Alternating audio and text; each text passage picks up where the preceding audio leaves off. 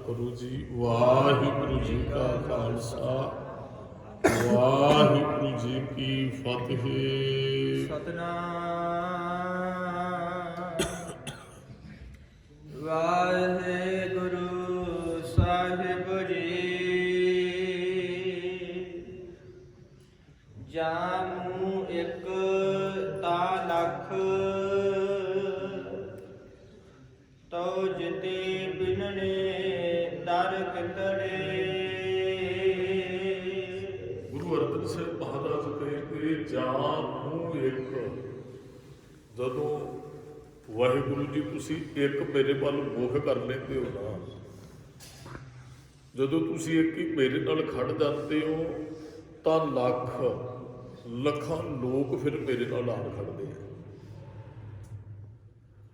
ਇੱਕ ਸ਼ਬਦ ਸਾਨੂੰ ਸਾਰਿਆਂ ਨੂੰ ਕੰਠ ਹੋਏਗਾ, ਬਹੁਤ ਵਾਰੀ ਅਸੀਂ ਪੜ੍ਹਿਆ ਸੁਣਿਆ, ਰਾਗੀ ਸਿੰਘਾਂ ਦੀ ਰਸਨਾ ਤੋਂ ਵੀ ਸਰਵਣ ਕਰਦੇ ਰਹਿੰਦੇ ਆ, ਜਾਂ ਤੂੰ ਮੇਰੇ ਵੱਲ ਹੈ। ਬਸ ਇਹਦੇ ਅਰਥ ਇਹ ਹੀ ਹੈ, ਤਾਂ ਕਿਆ ਮੋਹ ਸ਼ੰਦਾ, ਫਿਰ ਮੈਨੂੰ ਕਿਸੇ ਦੀ ਮੁਸ਼ੱਦਗੀ ਕਰਨ ਦੀ ਕੀ ਜ਼ਰੂਰਤ ਹੈ ਜੇ ਤੂੰ ਮੇਰੇ ਨਾਲ ਹੈ।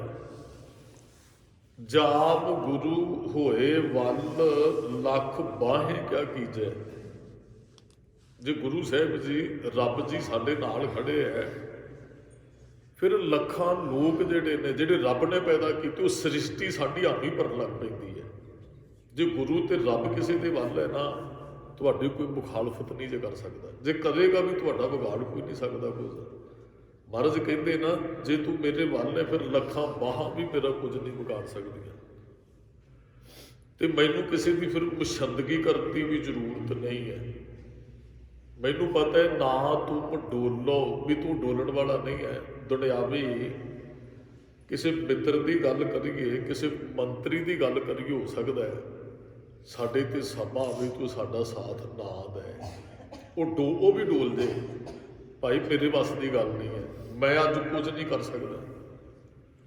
ਪਰ ਇੱਥੇ ਤੇ ਬਖਸ਼ਿਸ਼ ਵਰਤੀ ਵੀ ਨਾ ਤੂੰ ਡੋਲੋ ਨਾ ਹਮ ਗਿਰਤੇ, ਨਾ ਤੂੰ ਡੋਲਣਾ ਨਾ ਸਾਨੂੰ ਡਿੱਗਣ ਦੇਗਾ। ਇਸ ਗੱਲ ਦਾ ਸਾਨੂੰ ਵਿਸ਼ਵਾਸ ਹੈ। ਰੱਖ ਲੀਨੀ ਹਰ ਮੇਰੀ, ਤੂੰ ਮੇਰੀ ਰੱਖੇਗਾ ਕਿਉਂ?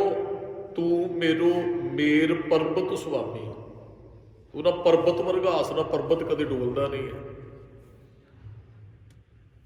ਰੱਬ ਦਾ ਆਸਰਾ ਪਰਬਤ ਵਰਗਾ ਆਸਰਾ ਹੈ। ਸਾਨੂੰ ਪਤਾ ਹੈ ਤੂੰ ਪਰਬਤ ਵਰਗਾ, ਨਾ ਤੂੰ ਡੋਲੋ, ਪਰਬਤ ਕਦੇ ਡੋਲਦਾ ਹੀ ਨਹੀਂ ਹੈ। ਨਾ ਹਮ ਗਿਰਤੇ, ਨਾ ਸਾਨੂੰ ਡਿੱਗਣ ਦੇਗਾ, ਕਿਉਂਕਿ ਤੇਰੀ ਓਟ ਹੀ ਬਹੁਤ ਵੱਡੀ ਹੈ, ਤੇਰਾ ਆਸਰਾ ਹੀ ਬਹੁਤ ਵੱਡਾ ਹੈ। ਤੂੰ ਮੇਰ ਪਰਬਤ ਸੁਆਮੀ ਓਟ ਗਹੀ, ਮੈਂ ਤੇਰੇ ਚਰਨਾਂ ਦੀ ਓਟ ਲਈ ਹੈ। ਜਾਂ ਤੂੰ ਇੱਕ, ਮੈਨੂੰ ਪਤਾ ਹੈ ਤੂੰ ਇਕੱਲਾ ਹੀ ਮੇਰੇ ਨਾਲ ਖੜਦੇ ਨਾ, ਮੈਨੂੰ ਕਿਸੇ ਦੀ ਪਰਵਾਹ ਕਰਨ ਦੀ ਕੀ ਜ਼ਰੂਰਤ ਹੈ, ਮੈਨੂੰ ਕਿਸੇ ਦੀ ਮੁਸ਼ੱਦਗੀ ਕਰਨ ਦੀ ਕੀ ਜ਼ਰੂਰਤ ਹੈ।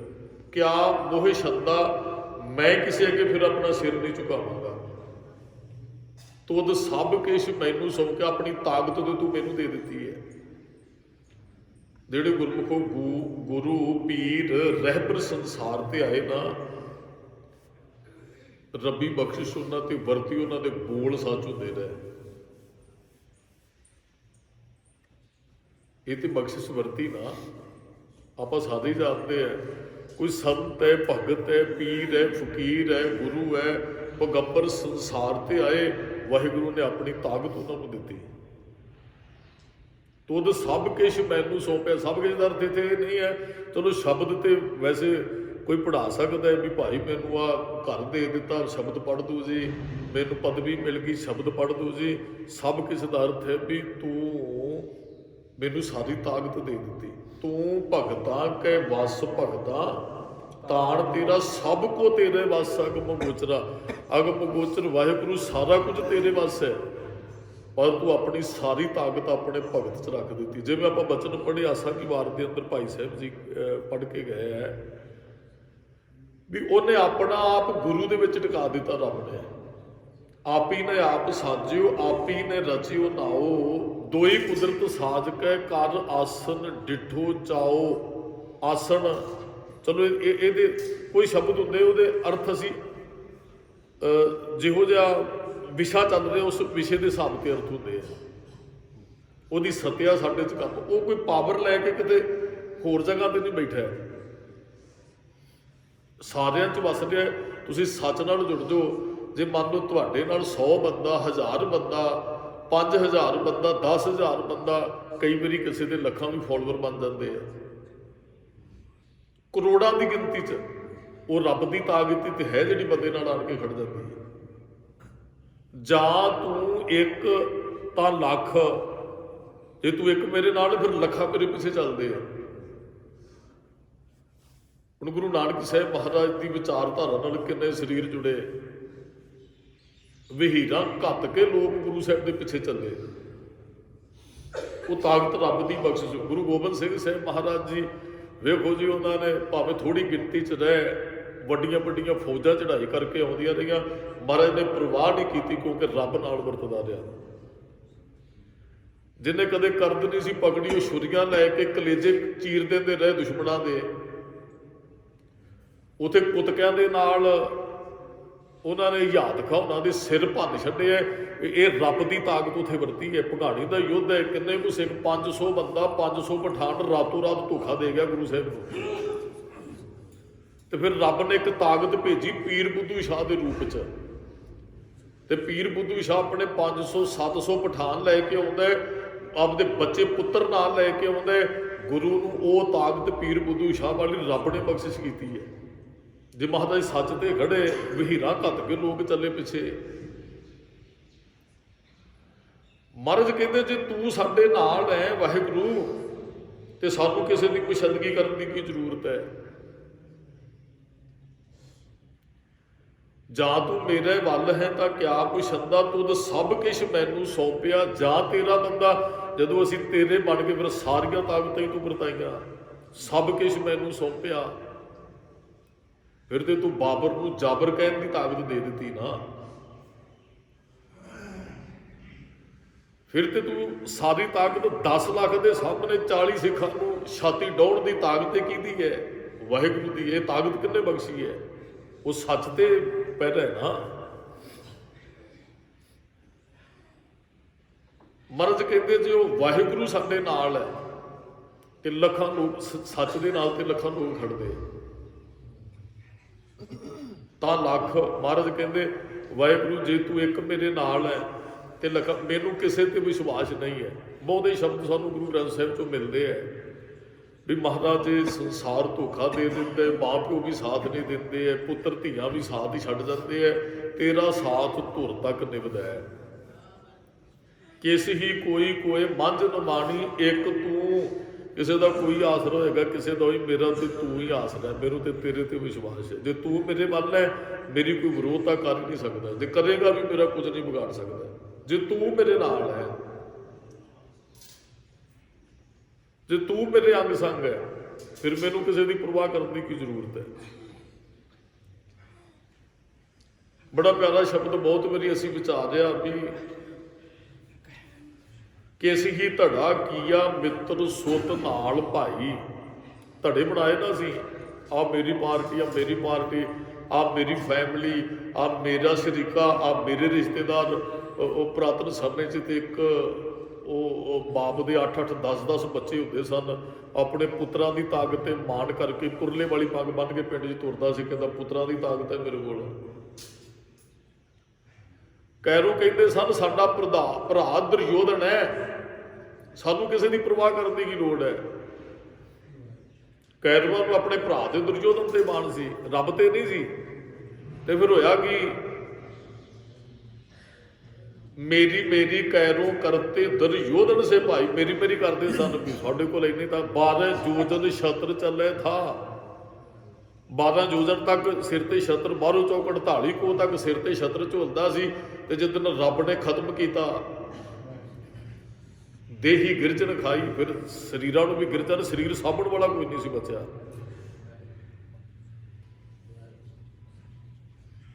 ਮਰਜ਼ ਕਹਿੰਦੇ ਆ ਕਿਸ ਹੀ ਧੜਾ ਕੀਆ ਮਿੱਤਰ ਸੁਤ। ਕਈ ਮਿੱਤਰ ਬੜੇ ਬਣਾਉਂਦਾ, ਉਹ ਕਹਿੰਦਾ ਮੁਸ਼ਕਿਲ ਆਏਗੀ, ਆ ਸਾਰੇ ਕੰਮ ਆਉਣਗੇ, ਮੇਰੇ 20 ਸੱਜਣ ਨੇ, ਗੱਲੀ ਸੋ ਸੱਜਣ 20 ਜਾਂ ਮੇਰੇ ਨਾਲ ਖੜਨ ਵਾਲੇ ਨੇ ਸਾਰੇ।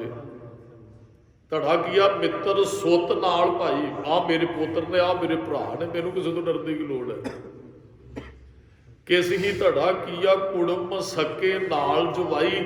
ਕੋਈ ਕਹਿੰਦਾ ਕੁੜਮ ਤਾਕਤਵਰ, ਜਿਹੜੇ ਬੰਦੇ ਕੋਲ ਆਪਣੇ ਕੋਲ ਪਦਵੀ ਹੈ, ਫਿਰ ਆਪਣੀ ਧੀ ਪੁੱਤ ਦਾ ਰਿਸ਼ਤਾ ਵੀ ਉਹ ਕਿਸੇ ਮੰਤਰੀ ਸੰਤਰੀ ਨਾਲ ਕਰੇਗਾ, ਇਹ ਤਾਕਤ ਡਬਲ ਹੋ ਜਾਏਗੀ।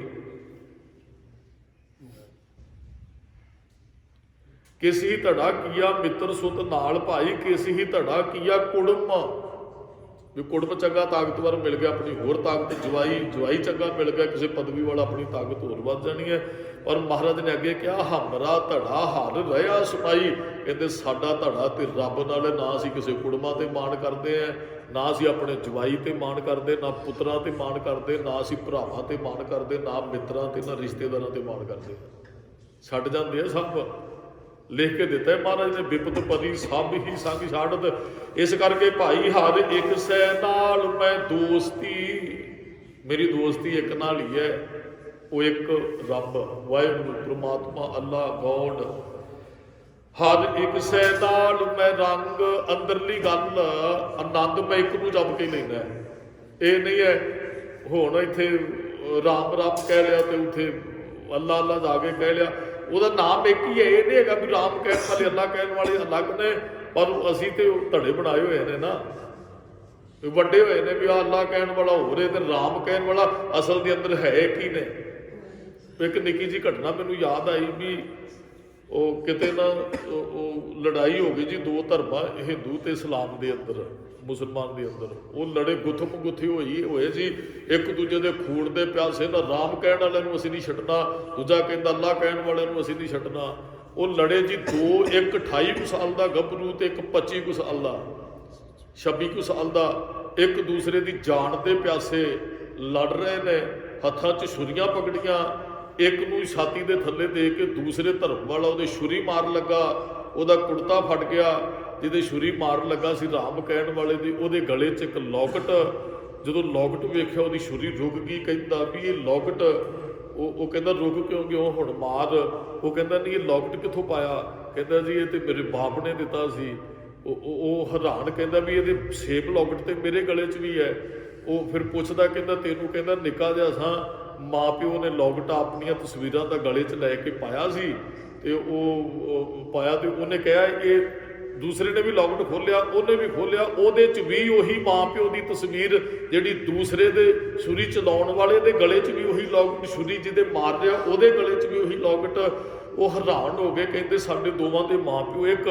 ਫਿਰ ਉਹਨਾਂ ਯਾਦ ਕੀਤਾ, ਆਪਾਂ ਤੇ ਬਚਪਨ 'ਚ ਇਹੋ ਜਿਹੇ ਦੰਗੇ 'ਚ ਵਿਛੜੇ ਸਾਂ ਮਾਂ ਪਿਓ ਨਾਲੋਂ। ਉਹ ਕਹਿੰਦਾ ਮੈਨੂੰ ਹਿੰਦੂ ਪਰਿਵਾਰ ਲੈ ਗਿਆ, ਉਹਨੇ ਪਾਲਿਆ, ਉਹਨੇ ਦੂਸਰੇ ਲੌਕਟ ਇਸ ਕਰਕੇ ਵੀ ਕਿਤੇ ਵਿਛੜਿਆ ਪਰਿਵਾਰ ਮਿਲ ਜੇ ਬਾਪ ਦੀ ਸਾਂਝ। ਹੁਣ ਜਦੋਂ ਪਤਾ ਲੱਗਾ ਨਾ ਵੀ ਇੱਕ ਹੀ ਮਾਂ ਪਿਓ ਦੇ ਦੋਵੇਂ ਰਾਮ ਤੇ ਅੱਲਾ ਕਹਿਣ ਵਾਲੇ, ਜਿਹੜੇ ਇੱਕ ਦੂਜੇ ਦੇ ਖੂਨ ਦੇ ਪਿਆਸੇ ਸਨ, ਹੁਣ ਇੱਕ ਦੂਜੇ ਨੂੰ ਬਚਾਉਂਦੇ ਐ ਵੀ ਇਹਦੇ ਤੇ ਕੋਈ ਵਾਰ ਨਾ, ਇਹਨੂੰ ਮਾਰ ਨਾ ਦਵੇ। ਹੁਣ ਦੂਸਰੇ ਤੋਂ ਜਾਨ ਦੇਣ ਲਈ ਤਿਆਰ ਹੋ ਗਏ। ਅਸੀਂ ਲੜਾਂਗੇ ਉਹਨਾਂ ਚਿਰ ਜਿੰਨਾ ਚਿਰ ਸਾਡੇ ਅੰਦਰ ਫਰਕ ਹੈ ਵੀ ਇਹ ਰਾਮ ਕਹਿਣ ਵਾਲਾ ਅੱਲਾ ਕਹਿਣ ਵਾਲਾ। ਜਿੱਦਣ ਪਤਾ ਲੱਗ ਗਿਆ ਨਾ ਅਸੀਂ ਏਕ ਪਿਤਾ ਏਕ ਸਕੇ ਹਮ ਬਾਰਕ, ਫਿਰ ਇੱਕ ਦੂਜੇ ਦੇ ਗਲੇ ਲੱਗਾਂਗੇ, ਬਚਾਉਣ ਦੀ ਗੱਲ ਕਰਾਂਗੇ, ਉਹਨਾਂ ਨੂੰ ਮਾਰਨ ਦੀ ਗੱਲ ਨਹੀਂ ਕਰਾਂਗੇ। ਫਿਰ ਤੇ ਬਚਾਵਾਂਗੇ ਉਹਨਾਂ ਨੂੰ, ਫਿਰ ਮਾਰਾਂਗੇ ਥੋੜੀ। ਅਸੀਂ ਇੱਕ ਸਾਡਾ ਬਾਪ ਹੈ, ਇੱਕ ਦੇ ਬੱਚੇ ਹੈ, ਭਾਵੇਂ ਕੋਈ ਹਿੰਦੂ ਵੀਰ ਹੈ, ਮੁਸਲਮਾਨ ਹੈ, ਸਿੱਖ ਜੋ ਵੀ ਹਨ। ਅਵਲ ਅੱਲਾ ਨੂਰ ਉਹ ਪਾਇਆ ਕੁਦਰਤ ਕੇ ਸਭ ਬੰਦੇ, ਏਕ ਨੂਰ ਤੇ ਸਭ ਜਗ ਉਪਜਿਆ। ਇੱਕ ਨੂਰ ਤੋਂ ਹੀ ਸੰਸਾਰ ਪੈਦਾ ਹੋਇਆ ਹੈ। ਕੌਣ ਭਲੇ ਕੋ ਦੱਸ, ਫਿਰ ਭਲਾ ਕੌਣ ਤੇ ਮੰਦਾ ਕੌਣ। ਮੰਦਾ ਕਿਹਨੂੰ ਕਹਿੰਦਾ ਹੈ? ਜਿਹਨੂੰ ਮੰਨਾ ਕਹਿੰਦਾ ਰੱਬ ਉਹਦੇ 'ਚ ਵੀ ਹੈ, ਮੰਦਾ ਕਹਿੰਦਾ। ਮਹਾਰਾਜ ਕਹਿੰਦੇ ਹੈ ਵੀ ਉਹ ਇੱਕ ਦੇ ਨਾਲ ਹੀ ਮੇਰਾ ਰੰਗ ਹੈ। ਉਹਨੂੰ ਰਾਮ ਕਹਿ ਲਓ, ਅੱਲਾ ਕਹਿ ਲਓ, ਗੋਡ ਕਹਿ ਲਓ, ਕਰੀਮ ਕਹਿ ਲਓ, ਰਹੀਮ ਕਹਿ ਲਓ। ਹਰ ਇੱਕੋ ਮੇਰਾ ਸੱਜਣੋ, ਇੱਕ ਹੀ ਮੇਰਾ ਸੱਜਣ ਹੈ ਉਹ ਵਾਹਿਗੁਰੂ। ਸੱਜਣ ਬਣਾਉਣਾ ਵੀ ਉਹਨੂੰ ਚਾਹੀਦਾ ਹੈ ਜੀ। ਆਹ ਤੇ ਸੱਜਣ ਵਿਛੜ ਜਾਂਦੇ ਮਿੰਟ 'ਚ। ਹਰ ਇੱਕੋ ਮੇਰਾ ਸੱਜਣੋ, ਹਰ ਇੱਕ ਸੇ ਨਾਲ ਮੈਂ ਸੰਗ, ਮੇਰਾ ਸੰਗ ਇੱਕ ਨਾਲ ਹੀ ਹੈ। ਥਾਂ ਥਾਂ ਤੇ ਨਹੀਂ ਮੈਂ ਜਾਂਦਾ, ਇੱਕ ਦਾ ਸੰਗ ਕਰਾਂਗਾ, ਮੈਨੂੰ ਪਤਾ ਉਹ ਮੇਰੀ ਪਿੱਠ ਨਹੀਂ ਲੱਗਣ ਦੇਗਾ, ਉਹ ਮੈਨੂੰ ਹਾਰ ਨਹੀਂ ਦੇਗਾ, ਉਹ ਮੈਨੂੰ ਝੂਰਨ ਨਹੀਂ ਦੇਗਾ ਕਦੇ ਵੀ। ਹਰ ਇੱਕ ਸੇ ਨਾਲ ਮੈਂ ਗੋਸ਼ਟ, ਆ ਜਿਹੜੇ ਅਸੀਂ ਗੋਸ਼ਟੀ ਕਰ ਰਹੇ ਗੁਰੂ ਸਾਹਿਬ ਦੇ ਨਾਲ, ਕੁਝ ਦੱਸਣਾ ਤੇ ਕੁਝ ਪੁੱਛਣਾ ਨੂੰ ਗੋਸ਼ਟ ਕਹਿੰਦੇ ਆ। ਬਾਣੀ ਹੈਗੀ ਨਾ ਸਿੱਧ ਗੋਸ਼ਟ, ਜਿਹੜੀ ਸਿੱਧਾਂ ਨਾਲ ਗੁਰੂ ਨਾਨਕ ਸਾਹਿਬ ਦੀ ਗੋਸ਼ਟ ਸਵਾਲ ਜਵਾਬ ਪਏ ਨੇ, ਤੁਸੀਂ ਕੁਝ ਪੁੱਛੋ ਗੁਰੂ ਕੁਝ ਦੱਸੇ, ਗੋਸ਼ਟ ਹੀ ਹੈ। ਮੈਂ ਇੱਕ ਨਾਲ ਹੀ ਗੋਸ਼ਟ ਹੀ ਕਰਦਾ, ਮੈਂ ਇੱਕ ਨਾਲ ਹੀ ਆਣ ਕੇ ਗੱਲਾਂ ਕਰਦਾ, ਉਹ ਇੱਕ ਹੀ ਹੈ। ਗੁਰੂ ਗ੍ਰੰਥ ਸਾਹਿਬ ਵਰਗਾ ਮੇਰੇ ਜੀਵਨ 'ਚ ਕੋਈ ਦੂਸਰਾ ਨਹੀਂ ਹੈ, ਰੱਬ ਵਰਗਾ ਕੋਈ ਦੂਸਰਾ ਨਹੀਂ ਹੈ। ਮੂੰਹ ਮੈਲਾ ਕਦੇ ਨਾ ਭੰਗ, ਕਦੇ ਮੇਰਾ ਮੂੰਹ ਨਹੀਂ ਮੈਲਾ ਹੁੰਦਾ ਹੈਗਾ ਨਾ ਭੰਗ। ਉਹ ਭੰਗਦਾਰ ਤੋਂ ਪੈਸੇ ਇੱਥੇ ਚਲੋ ਘਾਟਾ ਵੀ ਆਪਾਂ ਕਰ ਸਕਦਾ ਵੀ ਉਹ ਮੈਨੂੰ ਘਾਟਾ ਨਹੀਂ ਕਦੇ ਪੈਣ ਦੇਗਾ, ਕਦੇ ਮੈਨੂੰ ਨਿਰਾਸ਼ਤਾ ਦਾ ਸਾਹਮਣਾ ਨਹੀਂ ਕਰਨਾ ਪਏਗਾ। ਜਾਣੇ ਬਿਰਥਾ ਜੀ ਕੀ, ਕਹਿੰਦੇ ਮੇਰਾ ਸੱਜਣ ਉਹੋ ਜਿਹਾ ਜਿਹਨੂੰ ਦੱਸਣ ਦੀ ਵੀ ਕੁਝ ਲੋੜ ਨਹੀਂ ਪੈਂਦੀ। ਅਸੀਂ ਆਏ ਆ ਨਾ, ਸਾਡੇ ਅੰਦਰ ਦੀ ਬਿਰਥਾ ਨੂੰ ਜਾਣਦਾ ਹੈ। ਉਹ ਜਾਣੇ ਬਿਰਥਾ ਜੀ ਕੀ, ਕਦੇ ਨਾ ਮੋੜੇ ਰੰਗ, ਕਦੇ ਮੂੰਹ ਨਹੀਂ ਜੋ ਮੋੜਦਾ ਸਾਡੇ ਵੱਲੋਂ। ਤੁਹਾਨੂੰ ਲੋੜ ਪੈ ਜੇ ਨਾ ਸੱਚ ਜਾਣਿਓ, ਤੁਹਾਨੂੰ ਨਹੀਂ ਲੋੜ, ਕਿਸੇ ਨੂੰ ਮਿਲੋਗੇ ਤੁਹਾਨੂੰ ਬੜਾ ਖੁਸ਼ ਹੋ ਗਿਆ ਤੁਹਾਡਾ ਮਿੱਤਰ, ਤੁਹਾਨੂੰ ਵੀ ਖੁਸ਼ੀ ਮਿਲੇਗੀ।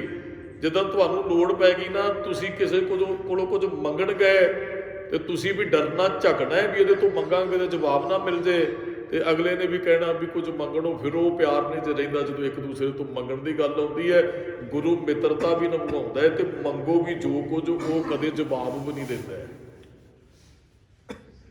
ਇਹ ਨਹੀਂ ਹੈਗਾ ਵੀ ਅੱਗੇ ਪਿਆਰ ਸੀ ਤੇ ਅੱਜ ਮੈਂ ਦਾਤ ਮੰਗ ਲਈ ਤੇ ਗੁਰੂ ਸਾਹਿਬ ਜੀ ਕਹਿਣਗੇ ਮੇਰੇ ਕੋਲ ਜਾਂ ਜਵਾਬ ਮਿਲ ਜਾਏਗਾ, ਹੈ ਨਹੀਂ ਹੈ, ਜਾਂ ਫਿਰ ਮੈਨੂੰ ਮੋੜਨੀ ਪਏਗੀ, ਫਿਰ ਮੈਂ ਕਿਵੇਂ।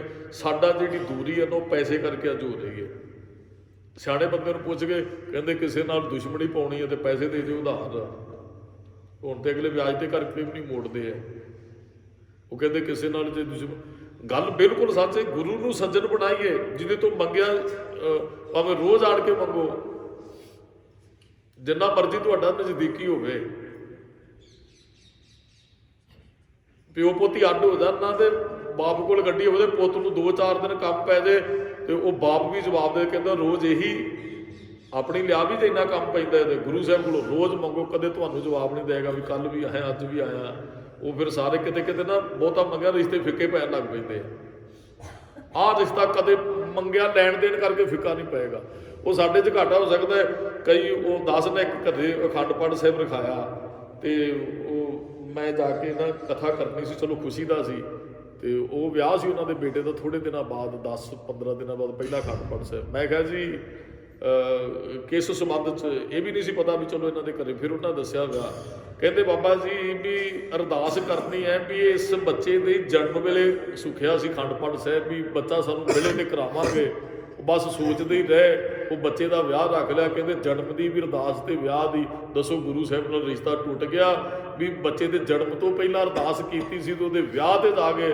ਤੇ ਜੇ ਉਹੀ ਕਿਤੇ ਤੋਂ ਥੋੜੇ ਜਿਹੇ ਪੈਸੇ ਪਕੜੇ ਹੁੰਦੇ ਤੇ ਇੰਨੇ ਚਿਰ ਨੂੰ ਤੇ ਬਹੁਤ ਕੁਝ ਹੋ ਜਾਣਾ ਸੀ। ਵਾਅਦਾ ਕੀਤਾ ਗੁਰੂ ਸਾਹਿਬ ਨਾਲ ਆ ਕਰਾਂਗੇ। ਮੰਨ ਲਓ ਕਿਸੇ ਤੋਂ ਮੈਂ ਪੈਸੇ ਪਕੜਦਾ ਵੀ ਤੈਨੂੰ ਭਾਈ 4 ਮਹੀਨਿਆਂ ਨੂੰ ਪੈਸੇ, ਜੇ 4 ਮਹੀਨਿਆਂ ਦੀ ਥਾਂ ਤੇ ਉੱਥੇ 20 ਸਾਲ ਲੰਘ ਗਏ ਫੇਰ ਉਹ ਕਹਿੰਦਾ ਇਹਦੇ 'ਚ ਤੇਰਾ ਤੇ ਅਖੰਡ ਪਾਠ ਸਾਹਿਬ ਸੁਖਦਾ ਭਲਾ ਤੇਰਾ ਹੀ ਹੈ, ਕਰਵਾ, ਮੈਨੂੰ ਤੇਰੇ ਤੋਂ ਕੋਈ ਨਹੀਂ ਹੈ ਵੀ ਤੂੰ ਕਰਵਾਏਗਾ ਤੇ ਮੈਨੂੰ ਉਹਦੇ 'ਚੋਂ ਕੁਝ ਮਿਲਣਾ ਹੈ। ਇੱਕ ਤੇ ਦਾਤ ਵੀ ਮਿਲੀ, ਅਖੰਡ ਪਾਠ ਸਾਹਿਬ ਚੰਗੀ ਗੱਲ ਹੈ, ਜੇ ਕਹਿੰਦਾ ਮੈਂ ਕਰਵਾਵਾਂਗਾ ਉਹਦੇ 'ਚ ਵੀ ਤੇਰਾ ਭਲਾ ਹੈ। ਤੇਰੇ ਘਰੇ ਆਵਾਂਗੇ ਉਦੋਂ ਵੀ ਤੈਨੂੰ ਕੁਝ ਦੇ ਕੇ ਹੀ ਜਾਵਾਂਗੇ। ਇੱਕ ਤੇ ਤੂੰ ਮੰਗਿਆ ਸ਼ੁਕਰਾਨਾ ਕੀਤਾ, ਫਿਰ ਘਰੇ ਸੱਦ ਤੇ ਸਹੀ, ਖਾਲੀ ਹੱਥ ਤੇ ਤੇਰੇ ਘਰੋਂ ਮੈਂ ਮੁੜ ਕੇ ਆਉਣ ਵਾਲਾ ਨਹੀਂ ਹੈ ਵੀ ਤੈਨੂੰ ਕੁਝ ਦੇ ਕੇ ਨਾ ਆਵਾਂ। ਵੀ ਜਾਂ ਤੇਰੇ ਘਰੇ ਆਪਾਂ ਕਿਸੇ ਨੂੰ ਬੜੇ ਪਿਆਰ ਨਾਲ ਸੱਦੀਏ, ਉਹ ਖਾਲੀ ਹੱਥ ਨਹੀਂ ਹੈ ਸਾਡੇ ਘਰੇ ਆਏਗਾ, ਤੇ ਨਾ ਹੀ ਖਾਲੀ ਹੱਥ ਮੁੜ ਕੇ ਆਉਂਦਾ। ਗੁਰੂ ਸਾਹਿਬ ਜੀ ਕਹਿੰਦੇ ਸੱਦ ਤੇ ਸਹੀ ਮੈਨੂੰ, ਜਾਣ ਲੱਗਾ ਫਿਰ ਵੀ ਤੈਨੂੰ ਕੁਝ ਦੇ ਕੇ ਜਾਵਾਂਗਾ। ਉਹਦੇ ਨਾਲ ਹੀ ਸਾਡੀ ਸਾਰੀ ਮਿੱਤਰਤਾ ਹੈ, ਉਹਦੇ ਨਾਲ ਹੀ ਸਾਡਾ ਸੰਬੰਧ ਹੈ। ਸਤਿਗੁਰੂ ਕਹਿੰਦੇ ਫਿਰ ਐਸੇ ਨੂੰ ਕਿਉਂ ਨਾ ਸੱਜਣ ਬਣਾਵਾਂ, ਦੁਨੀਆ ਤੋਂ ਫਿਰ ਕੀ ਲੈਣਾ। ਮੈਂ ਤੇ ਲੋਕਾਂ ਦੀ ਸਿਫਤ ਨਹੀਂ ਕਰਦਾ। ਲੋਕਾਂ ਨਾਲ ਦੁਨੀਆ ਨਾ ਸਲਾਹੀ ਜੋ ਮਰ ਵੰਜਸੀ, ਲੋਕਾਂ ਨਾਲ ਸਲਾਹੀ ਜੋ ਮਰ ਖਾਕਤੀ। ਮੈਂ ਤੇ ਉਹਦੇ ਨਾਲ ਮਿੱਤਰਤਾ ਪਾਉਣਾ ਜਿਹੜੀ ਮੇਰੇ ਜੀ ਦੀ ਬਿਰਥਾ ਜਾਂਦਾ। ਜਿਹੜਾ ਤੁਹਾਡਾ ਅਸਲੀ ਮਿੱਤਰ ਹੋਏਗਾ ਨਾ, ਅਸਲੀ ਹੁੰਦਾ ਕੋਈ ਨਹੀਂ। ਦੁਨਿਆਵੀ ਤੌਰ ਤੇ ਗੁਰੂ ਸਾਹਿਬ ਨੇ ਕਿਸੇ ਨੂੰ ਨਹੀਂ ਅਸਲੀ ਮਿੱਤਰ ਕਿਹਾ, ਇਹ ਗੱਲ ਯਾਦ ਰੱਖਿਓ। ਲੱਗਦਾ ਹੈ ਕਈ ਵਾਰੀ ਅਸਲੀ, ਹਾਂ ਕਈ ਵਾਰੀ ਉਹ ਸਾਡੇ ਚਿਹਰੇ ਤੋਂ ਪਕੜ ਲੈਂਦਾ ਇਹ ਗੱਲ ਨੂੰ ਵੀ ਕੋਈ ਪਰੇਸ਼ਾਨੀ ਹੈ, ਕਹਿੰਦਾ ਜੀ ਹਾਂ, ਉਹ ਫਿਰ ਕਹਿ ਦਿੰਦਾ ਇੱਕ ਵਾਰੀ ਵੀ ਠੀਕ ਹੈ, ਪਰ ਉਹਦੇ ਕੋਲ ਪੂਰਨ ਤੌਰ ਧਿਆਨ ਨਹੀਂ ਹੁੰਦਾ। ਇਹ ਗੁਰੂ ਇਹੋ ਮਿੱਤਰ ਹੈ ਜਿੱਥੇ ਮੰਗਣ ਦੀ, ਕੁਝ ਦੱਸਣ ਦੀ ਵੀ ਜ਼ਰੂਰਤ ਨਹੀਂ ਹੈ।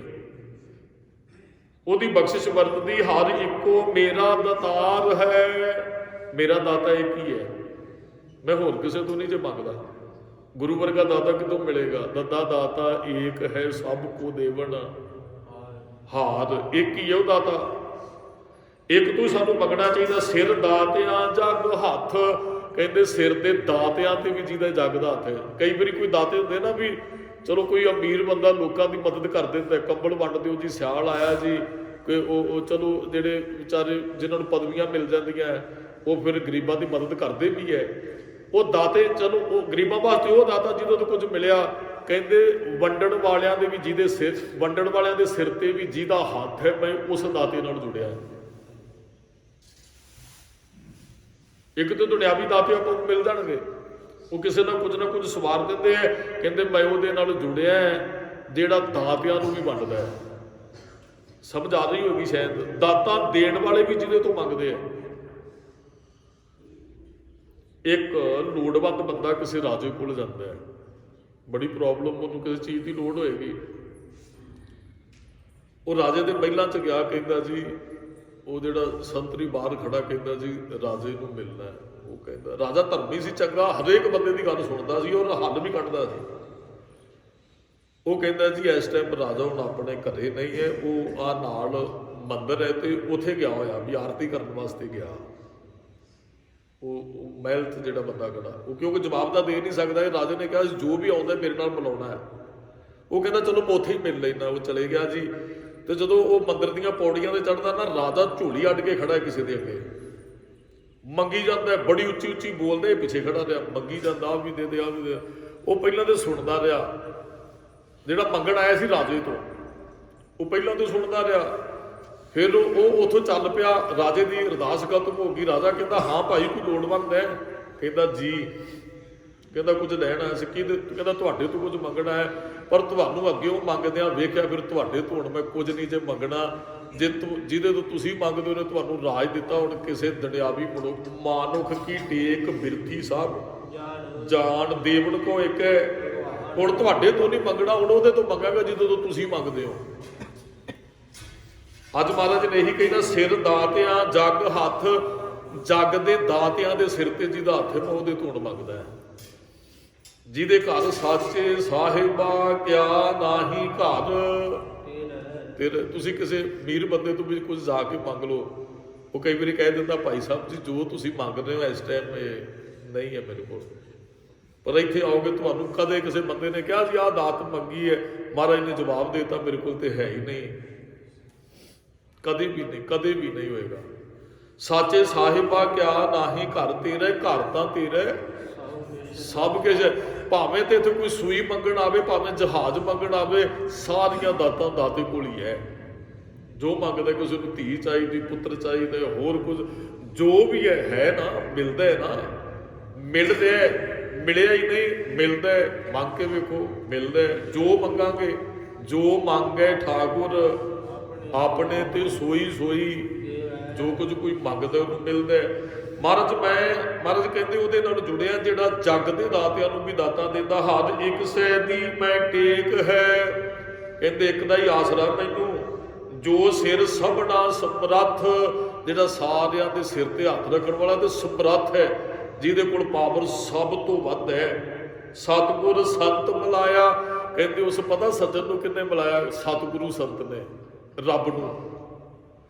ਉਸ ਸੱਜਣ ਨੂੰ ਮਿਲਾ ਦਿੱਤਾ ਜਿਹਦੇ ਕੋਲ ਸਾਰਾ ਕੁਝ, ਜਿਹੜਾ ਬਿਰਥਾ ਜੀ ਦੀ ਜਾਨ ਲੈਂਦਾ, ਜਿਹੜਾ ਜੱਗ ਦਾ ਦਾਤਾ ਹੈ, ਜੱਗ ਦੇ ਦਾਤਿਆਂ ਦਾ ਵੀ ਦਾਤਾ ਹੈ।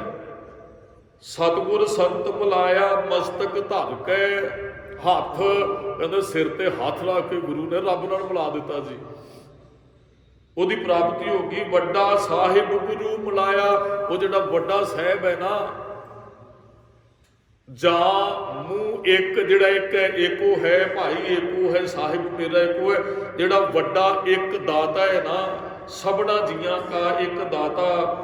ਮਹਾਰਾਜ ਕਹਿੰਦੇ ਵੱਡਾ ਸਾਹਿਬ ਗੁਰੂ ਮਿਲਾਇਆ, ਜਿਨ ਤਾਰਿਆ ਸਗਲ ਜਗਤ। ਜਿਹਨੇ ਸਾਰਾ ਜੱਗ ਹੀ ਤਾਰਿਆ, ਰੱਬ ਮਿਲਾਇਆ ਕਿੰਨੇ? ਗੁਰੂ ਨੇ। ਦਾਸ ਨੇ ਬਹੁਤ ਵਾਰੀ ਬੇਨਤੀ ਕੀਤੀ, ਸਿੱਖਾ ਗੁਰ ਪ੍ਰਸਾਦ ਤੋਂ ਬਗੈਰ ਇੱਕ ਓਂਕਾਰ ਦੀ ਪ੍ਰਾਪਤੀ ਨਹੀਂ। ਸਮਰੱਥ ਗੁਰੂ ਸਿਰ ਹੱਥ ਧਰਿਓ, ਗੁਰ ਕੀਨੀ ਕਿਰਪਾ ਹਰ ਨਾਮ ਦਿਓ। ਜਿੱਦਣ ਕਿਰਪਾ ਕਰੇਗਾ ਫਿਰ ਗੱਲ ਬਣਨੀ। ਮਨ ਕੀਆਂ ਇੱਛਾ ਪੂਰੀਆਂ। ਗੁਰੂ ਨੇ ਰੱਬ ਬੁਲਾਤਾ, ਹੁਣ ਕੀ ਹੋ ਗਿਆ? ਮਨ ਕੀਆਂ ਇੱਛਾ ਪੂਰੀਆਂ। ਜਿਹੜਾ ਇੱਥੇ ਆਉਂਦਾ ਸ਼ਰਧਾ ਨਾਲ, ਉਹਦੀਆਂ ਸਾਰੀਆਂ ਇੱਛਾ ਪੂਰੀਆਂ ਹੁੰਦੀਆਂ। ਇੱਛਾ ਪੂਰਕ ਸਰਬ ਸੁਖ ਦਾਤਾ, ਹਰ ਜਾ ਕੇ ਵਸ ਹੈ ਕਾਮ ਧੇਨਾ ਦਾ ਅਸੀਂ ਬਚਨ ਪੜ੍ਹਦੇ ਹਾਂ। ਸਭੇ ਇੱਛਾ ਪੂਰੀਆਂ ਜਾ ਪਾਇਆ ਅਗਮ। ਆ ਕਦੋਂ ਇੱਛਾ ਪੂਰੀਆਂ ਹੋਣਗੀਆਂ? ਸਤਿਗੁਰ ਪਾਸ ਬੇਨੰਤੀਆਂ ਮਿਲੇ ਨਾਮ। ਗੁਰੂ ਸਾਹਿਬ ਕੋਲ ਬੇਨਤੀ ਨਾਮ ਦੀ, ਤੇ ਫਿਰ ਸਭੇ ਇੱਛਾ ਪੂਰੀਆਂ ਜਾ ਪਾਇਆ ਅਗਮ ਪਾਰਾ। ਫਿਰ ਸਾਰੀਆਂ ਇੱਛਾ ਪੂਰੀਆਂ ਹੁੰਦੀਆਂ, ਅਗਮ ਪਾਰਾ ਮਿਲ ਜਾਂਦਾ ਨਾ। ਉਸ ਦੇ ਨਾਲ ਮੈਂ ਜੁੜ ਗਿਆ, ਜਿਹੜਾ ਸੁਪਰੀਮ ਹੈ, ਜਿਹੜਾ ਸਾਰੀਆਂ ਤਾਕਤਾਂ ਦਾ ਹੀ ਮਾਲਕ ਹੈ, ਉਹਦੇ ਨਾਲ ਜੁੜਿਆ। ਮਨ ਕੀਆਂ ਇੱਛਾ ਪੂਰੀਆਂ ਪਾਇਆ ਧੁਰ ਸੰਜੋਗ। ਇਹ ਸੰਜੋਗ ਧੁਰ ਤੋਂ ਹੀ ਸੀ, ਸੰਜੋਗ ਵਿਜੋਗ ਧੁਰੋਂ ਹੀ ਹੁਆ। ਜਿਹੜਾ ਰੱਬ ਦੇ ਗੁਰੂ ਨੂੰ ਮਿਲਣ ਵਾਲਾ ਸੰਜੋਗ ਸੀ ਨਾ, ਧੁਰ ਤੋਂ ਹੀ ਸੀ ਕਿਤੇ। ਹੁਣ ਗੁਰੂ ਸਾਹਿਬ ਦੀ ਬਖਸ਼ਿਸ਼ ਵਰਤੀ, ਨਾਨਕ ਪਾਇਆ ਸੱਚ ਨਾਮ, ਸਦ ਹੀ ਭੋਗੇ ਭੋਗ। ਨਾਨਕ ਨੇ ਸੱਚੇ ਨਾਮ ਦੀ ਪ੍ਰਾਪਤੀ ਕਰ ਲਈ, ਉਹ ਨਾਨਕ ਭੋਗ ਭੋਗਦਾ। ਇਹ ਭੋਗ ਭੋਗਣ ਦਾ ਅਰਥ ਇਹ ਨਹੀਂ ਹੈ ਵੀ ਉਹ ਮਨ ਮਰਜ਼ੀ ਦੇ ਖਾਣੇ ਖਾ ਲਏ ਜਾਂ ਇੱਧਰ ਉੱਧਰ ਗੱਡੀਆਂ ਤੇ। ਜੋ ਮਹਾਰਾਜ ਕਹਿੰਦੇ ਨਹੀਂ ਭਾਈ, ਆਤਮਿਕ ਆਨੰਦ ਮਾਣਦਾ ਨਾਨਕ, ਕਿਉਂਕਿ ਉਹਨੇ ਆਨੰਦ ਦੇ ਦਾਤੇ ਨੂੰ ਪ੍ਰਾਪਤ ਕਰ ਲਿਆ। ਮਹਾਰਾਜ ਕਹਿੰਦੇ ਜਾਂ ਮੂੰਹ ਇੱਕ, ਜਦੋਂ ਸਤਿਗੁਰੂ ਤੂੰ ਇੱਕ ਮੇਰੇ ਨਾਲ ਹੁੰਦਾ ਨਾ ਰੱਬ ਜੀ, ਤਾਂ ਲੱਖ ਲੱਖਾਂ ਲੋਕ ਫਿਰ ਮੇਰੇ ਪਿੱਛੇ ਹੋ ਜਾਂਦੇ ਆ। ਜਿਹਨੂੰ ਵਾਹਿਗੁਰੂ ਪਦਵੀ ਦਿੰਦਾ ਹੈ ਨਾ, ਲੱਖਾਂ ਲੋਕ ਉਹਦੇ ਪਿੱਛੇ ਤੁਰਦੇ ਆ। ਲੋਕ ਇੰਤਜ਼ਾਰ ਕਰਦੇ ਆ, ਖੜਦੇ ਆ, ਉਹ ਉਡੀਕਦੇ ਆ। ਲੱਖਾਂ ਲੋਕ ਉਹਦੇ ਪਿੱਛੇ, ਉਹ ਦਰਸ਼ਨ ਕਰਨ ਨੂੰ ਵੀ ਤਰਸਦੇ ਆ। ਰੱਬ ਜੀ ਨੂੰ ਵਡਿਆਈ ਦਿੰਦਾ ਹੈ। ਚਲੋ ਪੁਰਾਤਨ ਸਮੇਂ ਰਾਜੇ ਮਹਾਰਾਜੇ ਹੋਏ, ਤੇ ਜਦੋਂ ਕਿਤੇ ਰੱਥ ਤੇ ਨਿਕਲਦੇ ਸਨ ਨਾ, ਤੇ ਲੋਕ ਦਰਸ਼ਨ ਕਰਨ ਲਈ ਰਾਜਿਆਂ ਨੂੰ ਵੀ ਭਟਾਵਾਂ ਦਿੰਦੇ ਸਨ। ਦਰਸ਼ਨੀ ਭੇਟਾ ਰਾਜਿਆਂ ਨੂੰ ਵੀ ਭਟਾਵਾਂ ਦਿੱਤੀਆਂ ਜਾਂਦੀਆਂ ਸਨ, ਤੇ ਰਾਜੇ ਦੇ ਦਰਸ਼ਨ ਕਰਕੇ ਵੀ ਲੋਕ ਕਹਿੰਦੇ ਸਨ ਅਸੀਂ ਧੰਨ ਹੋ ਗਏ ਆ। ਜਿਹਨੂੰ ਵਡਿਆਈ ਬਖਸ਼ਦਾ ਹੈ ਨਾ, ਲੋਕ ਉਹਦੇ ਦਰਸ਼ਨਾਂ ਵਾਸਤੇ ਲਾਈਨਾਂ 'ਚ ਲੱਗ ਜਾਂਦੇ ਆ। ਲੱਖਾਂ ਲੋਕ ਵਹੀਰਾਂ ਘੱਤ ਕੇ ਉਹਦੇ ਪਿੱਛੇ ਤੁਰਦੇ ਆ, ਜਿਹਨੂੰ ਵਡਿਆਈ ਦਿੰਦਾ ਹੈ। ਤਾਂ ਲੱਖ ਤੋ ਜਿੱਤੀ ਪਿੰਨਣੇ ਦਰ ਕਿਤੜੇ। ਇਹਦਾ ਅਰਥ ਜੋ ਤੋ ਜਿੱਤੀ ਪਿੰਨਣੇ ਦਰ ਕਿਤੜੇ। ਪਿੰਨਣੇ ਕਹਿੰਦੇ ਨੇ ਮੰਗਤੇ ਨੂੰ, ਵੈਸੇ ਦਰ ਕਿਤ, ਤੇਰੇ ਦਰ ਤੇ ਕਿੰਨੇ ਮੰਗਤੇ ਹੈ? ਅਸੀਂ ਸਾਰੇ ਗੁਰਮੁਖ ਉਹਦੇ ਦਰ ਦੇ ਮੰਗਤੇ ਹੈ। ਤੂੰ ਪ੍ਰਭ ਦਾਤਾ ਦਾਨ ਮਤ ਪੂਰਾ ਹਮ ਥਾਰੇ। ਭਿਖਾਰੀ ਜੀਓ, ਅਸੀਂ ਉਹਦੇ ਹਮ ਭੀਖਕ ਭਿਖਾਰੀ ਤੇਰੇ, ਤੂੰ ਨਿਜ ਪਤ ਹੈ ਦਾਤਾ। ਵਾਹਿਗੁਰੂ ਤੂੰ ਜਿਹਦੇ ਤੇ ਬਖਸ਼ਿਸ਼ ਵਰਤਾਉਣਾ ਹੈ ਨਾ, ਲੱਖਾਂ ਲੋਕ ਉਹਦੇ ਪਿੱਛੇ ਤੁਰਦੇ ਨੇ, ਤੇ ਸਾਰੇ ਦਾਤਾ ਤੇਰੇ ਤੋਂ ਹੀ ਮੰਗ ਕੇ ਲੈਂਦੇ ਆ। ਤੇਰੇ ਦਰ ਦੇ ਮੰਗਤੇ ਹੀ ਹੈ ਸਾਰੇ। ਤੇ ਜਦੋਂ ਤੂੰ ਤਰੁੱਠ ਪੈਂਦਾ, ਹਾਂ ਦਾਤਾ ਸਾਰਿਆਂ ਨੂੰ ਦਿੰਦਾ, ਕਿਸੇ ਨੂੰ ਥੋੜੀ, ਕਿਸੇ ਨੂੰ ਘਨੇਰੀ, ਕਿਸੇ ਨੇ ਤੇ ਮੰਗਿਆ ਹੀ ਵਿਚਾਰੇ ਨੂੰ ਥੋੜਾ ਕੁਝ ਨਾ। ਮੰਨ ਲਓ ਕੋਈ ਗਰੀਬ ਹੈ, ਉਹ ਤੇ ਆਣ ਕੇ ਇੰਨੀ ਕੋਈ ਗੱਲ ਕਹਿੰਦਾ, ਮਹਾਰਾਜ 2 ਟਾਈਮ ਦਾ ਪ੍ਰਸ਼ਾਦਾ ਮਿਲ ਜਾਣਾ ਚਾਹੀਦਾ, ਕਿਰਪਾ ਕਰੋ। ਕਿਸੇ ਦੀ ਵੱਡੀ ਮੰਗ ਹੈ, ਕਿਸੇ ਦੀ ਬਹੁਤ ਵੱਡੀ ਮੰਗ ਹੈ, ਸਾਰਿਆਂ ਨੂੰ ਮਿਲਦਾ। 10 ਨੇ ਪਹਿਲਾਂ ਬੇਨਤੀ ਕੀਤੀ, ਕੋਈ ਸੂਈ ਮੰਗਦਾ, ਉਹਨੂੰ ਸੂਈ ਦੀ ਜ਼ਰੂਰਤ ਹੈ, ਕੋਈ ਜਹਾਜ਼ ਮੰਗਦਾ, ਉਹਨੂੰ ਜਹਾਜ਼ ਵੀ ਮਿਲਦਾ ਹੈ। ਉਹਨੂੰ ਸ੍ਰਿਸ਼ਟੀ ਦਾ ਰਾਜਾ ਵੀ ਉਹ ਬਣਾ ਦਿੰਦਾ। ਇੱਕ ਸਕਿੰਟ ਦੀ ਗੱਲ ਹੈ ਉਹਦੇ ਅੰਦਰ। ਭਿਖਾਰੀ ਤੇ ਰਾਜ ਕਰਾ, ਉਹ ਬਸ ਉਹ ਤਰੁੱਠਣ ਦੀ ਗੱਲ ਹੈ। ਜਦੋਂ ਉਹ ਤਰੁੱਠ ਗਿਆ, ਖੇਲ ਮੈਂ ਰਾਓ ਰੰਗ ਕੋ ਕਰਈ, ਰਾਓ ਰੰਗ ਕਰ ਡਾਰੇ, ਰਾਓ ਰੰਗ ਕਰ ਡਾਰੇ। ਖੇਡ 'ਚ ਇੱਕ ਖੇਡ ਹੀ ਹੈ, ਬਸ ਮੇਰ ਭਰੀ ਨਜ਼ਰ ਕੀਤੀ, ਉਹ ਬਾਦਸ਼ਾਹ ਬਖਸ਼ ਦਿੰਦਾ ਹੈ। ਉਹ ਕੁਰਮ ਸ਼ਹਿਰ ਦੀ ਇੱਕ ਘਟਨਾ ਸੰਖੇਪ ਬੇਨਤੀ, 2-4 ਮਿੰਟ ਬਾਕੀ ਹੈ। ਇੱਕ ਬੱਚਾ ਨਿੱਕਾ ਜਿਹਾ, ਉਹ ਨਾ ਛੋਲੀਏ ਦੀ ਰਾਖੀ ਬੈਠਾ ਹੈ। ਚਲੋ ਵਿਚਾਰ ਉਹੋ ਜਿਹੀ ਹੈ, ਇਸ ਕਰਕੇ ਬੇਨਤੀ ਸ਼ਾਇਦ ਅੱਗੇ ਵੀ ਆਪ ਜੀਆਂ ਨੇ ਕਿਤੇ ਸਰਵਣ ਕੀਤੀ ਹੋਵੇ। ਉਹ ਛੋਲੀਆਂ ਦੀ, ਉਹ ਗੁਰੂ ਨਾਨਕ ਸਾਹਿਬ ਜੀ ਲੰਘਣ ਲੱਗੇ, ਭਾਈ ਪ੍ਰਧਾਨਾ ਕਹਿੰਦਾ ਬੇਟਾ ਆ ਖੇਤ ਕੀ ਦੇ? ਉਹ ਬੱਚਾ ਕਹਿੰਦਾ ਜੀ ਮੇਰੇ ਹੀ ਹੈ। ਬੇਟਾ ਵੀ ਭੁੱਖ ਲੱਗੀ ਹੈ, ਤੇ ਉਹ ਕਹਿੰਦਾ ਬਾਬਾ ਜੀ ਤੁਸੀਂ ਬੈਠੋ। ਪਰਾਲੀ ਵਿਛਾਈ ਸੀ ਉਹਨੇ ਜਿੱਥੇ ਨਾ, ਉਹ ਖੇਤ ਦੀ ਰਾਖੀ ਕਰ ਰਿਹਾ ਸੀ, ਛੋਲੀਏ ਦਾ ਖੇਤ। ਉਹ ਕਹਿੰਦਾ ਬਾਬਾ ਜੀ ਬੈਠੋ, ਮੇਰੇ ਕੋਲ ਅੱਗ ਬਾਲਣ ਦਾ ਪ੍ਰਬੰਧ ਹੈ, ਤੇ ਮੈਂ ਤੁਹਾਨੂੰ ਛੋਲੀਆ ਭੁੰਨ ਕੇ ਛਕਾਉਣਾ ਹੈ। ਉਹਨੇ ਛਕਾਇਆ ਜੀ ਗੁਰੂ ਸਾਹਿਬ ਨੂੰ, ਭਾਈ ਪ੍ਰਧਾਨੇ ਨੂੰ।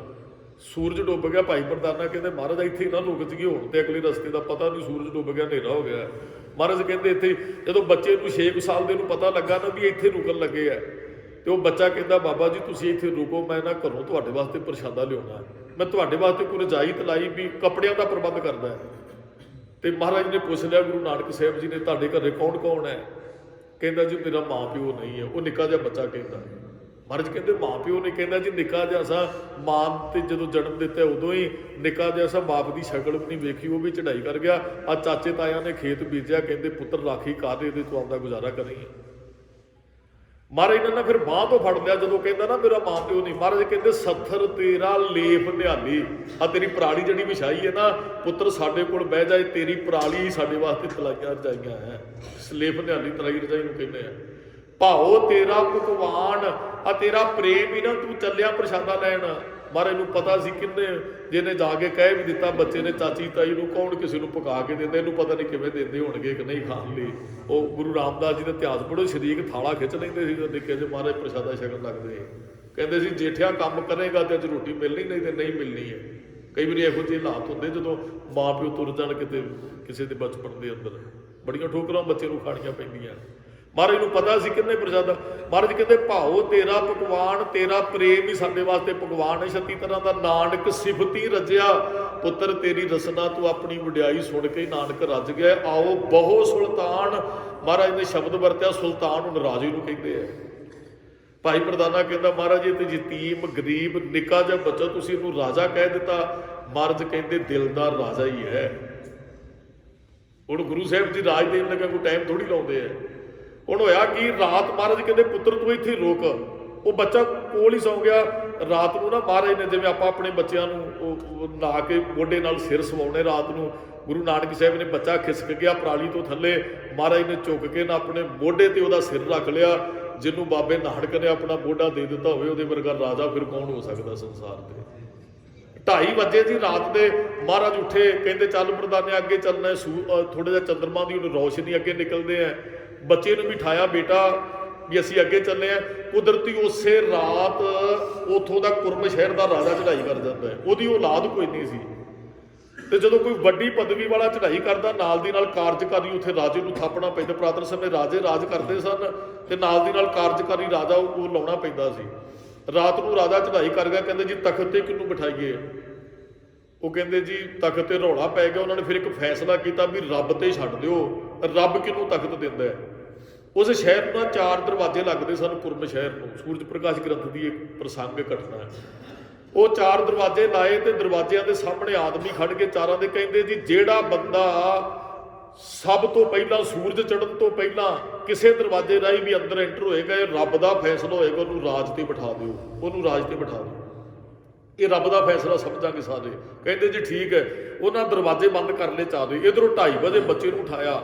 ਮਹਾਰਾਜ ਅੱਗੇ ਚਲੇ ਗਏ, ਬੱਚੇ ਨੂੰ ਸ਼ਹਿਰ ਦੇ ਨੇੜੇ ਛੱਡਤਾ। ਚੱਲ ਭਾਈ ਆਪਣੇ ਘਰ, ਅਜੇ ਦਿਨ ਨਹੀਂ ਸੀ ਚੜਿਆ, ਸੂਰਜ ਚੜ੍ਹਨ ਤੇ ਜੇ ਅਜੇ ਦੇਰ ਸੀ। ਉਹ ਬੱਚਾ ਦਰਵਾਜ਼ੇ ਅੱਗੇ ਜਾ ਕੇ ਦਰਵਾਜ਼ਾ ਖੜਕਾਉਂਦਾ, ਅੱਗੇ ਲੋਕ ਖੜੇ ਨੇ।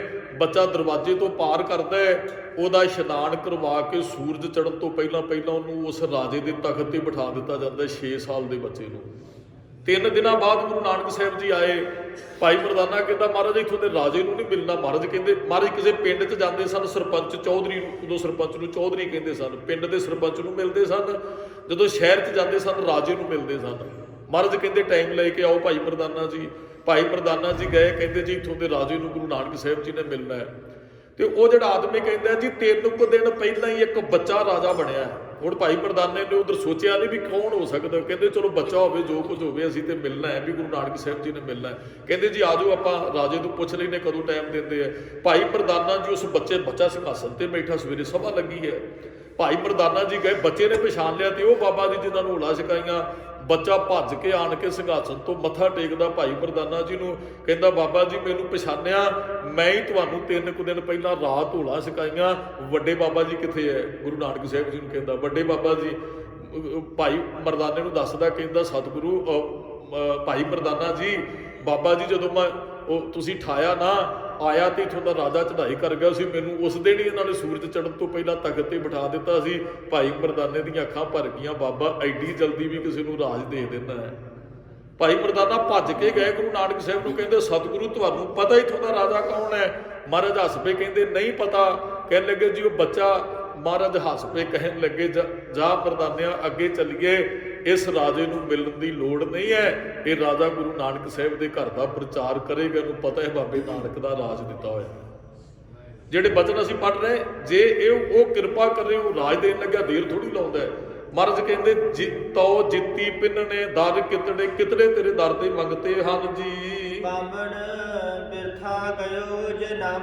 ਮਹਾਰਾਜ ਕਹਿੰਦੇ ਕਿਸੇ ਦਾ ਜਨਮ ਨਾ ਉੱਚੇ ਘਰ 'ਚ ਹੋਵੇ। ਬਾਪਣ ਘਰ ਦੇ ਅੰਦਰ ਜਿਹੜਾ ਰਾਵਣ ਸੀ ਨਾ, ਉਹ ਬ੍ਰਾਹਮਣ ਸੀ, ਸਿਆਣਾ ਸੋਹਣਾ, ਸੋਨੇ ਦੀ ਲੰਕਾ, ਬਹੁਤ ਕੁਝ। ਮਹਾਰਾਜ ਨੂੰ ਪੁੱਛੋ, ਕਹਿੰਦੇ ਜੀ ਲੰਕਾ ਗੜ ਸੋਨੇ ਕਾ ਭਇਆ ਮੂਰਖ ਰਾਵਣ। ਯਾਰ ਬੱਚਾ ਬੰਦਾ ਉੱਚੀ ਕੁੱਲ 'ਚ ਵੀ ਪੈਦਾ ਹੋਵੇ, ਜੇ ਕਰਮ ਚੰਗੇ ਨਹੀਂ ਹੈ, ਮਹਾਰਾਜ ਕਹਿੰਦੇ ਬਿਰਥਾ ਗਇਓ ਜਨਮ। ਇਹਦੀ ਵਿਚਾਰ ਵੀ ਆਪਾਂ ਕੱਲ ਦੇ ਦੀਵਾਨਾਂ 'ਚ ਕਰਾਂਗੇ ਜੀ। ਜਿਨ ਕੀਤੋ ਸੋ ਵਿਸਰੇ। ਮਹਾਰਾਜ ਕਹਿੰਦੇ ਭਾਵੇਂ ਬੰਦਾ ਉੱਚੀ ਕੁੱਲ 'ਚ ਵੀ ਪੈਦਾ ਹੋਇਆ ਹੋਵੇ, ਜਿੰਨੇ ਜਨਮ ਦਿੱਤਾ ਜੇ ਉਹਨੂੰ ਭੁੱਲ ਜੇ ਨਾ, ਫਿਰ ਉਹਦਾ ਸਾਰਾ ਜਨਮ ਵਿਅਰਥ ਚਲਾ ਜਾਂਦਾ। ਸਮਾਂ ਉੱਪਰ ਜਾ ਰਿਹਾ ਜੀ, ਭੁੱਲਾਂ ਚੁੱਕਾਂ ਦੀ ਖਿਮਾ। ਇਹਨਾਂ ਸਥਾਨਾਂ ਦੀ ਸੇਵਾ ਕਾਰ ਸੇਵਾ ਵਾਲੇ